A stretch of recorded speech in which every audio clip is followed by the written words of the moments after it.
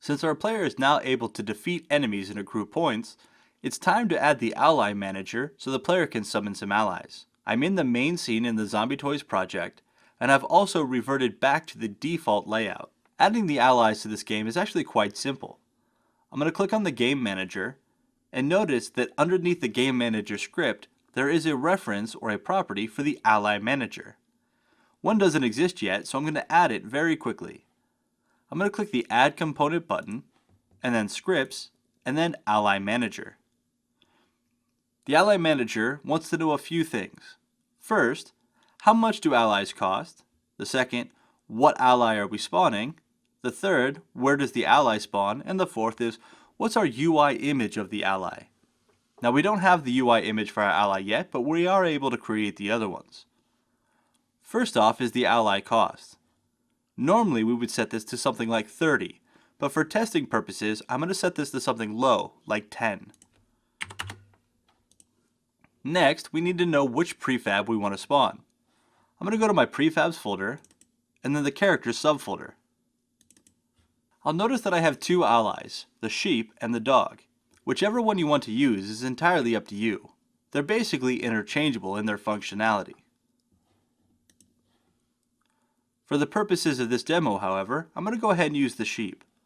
I'll click and drag the sheep game object over to the ally prefab property and just drop it there.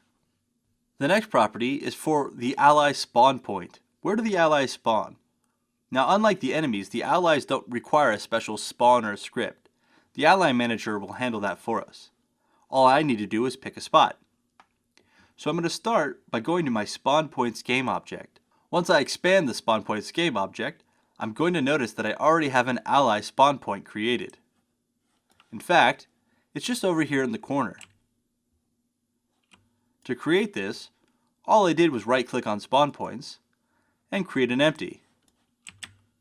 Then all you have to do is move the empty game object to where you'd like it, and rotate it however you want the allies to be oriented when they spawn.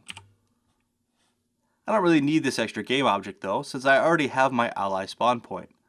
So I'll right click on this game object and just delete it for now.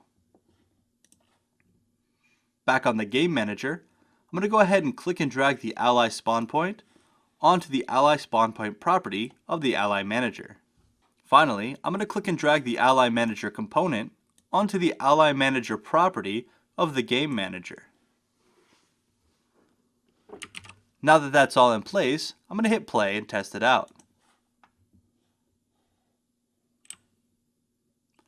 After I defeat the first enemy, I should be able to spawn an ally. It's worth noting that I'm not going to have a visual cue for this yet because the UI is not implemented. However, I'll know it worked if I hit the ally button and my enemies run away. We can see they are now all chasing the ally. This gives me a great opportunity to run away.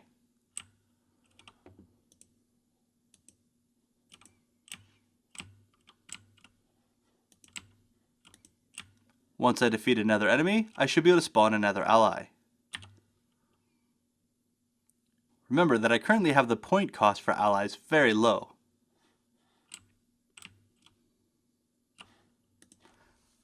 Now that I'm satisfied with the way the Ally Manager works, I'm going to go back to the Ally Manager component on the Game Manager game object and change the ally cost to 30.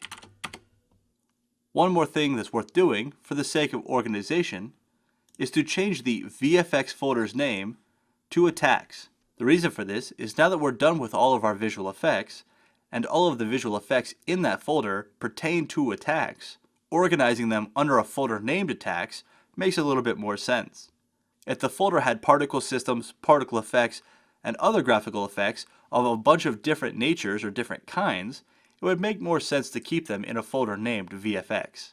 This is more or less an optional step, just to simply satisfy a little bit of a naming scheme.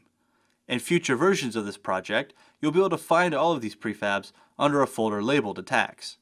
At this point, all of our attacks are in place, our players are able to defend themselves, all the allies are spawnable, and everything seems to be working alright.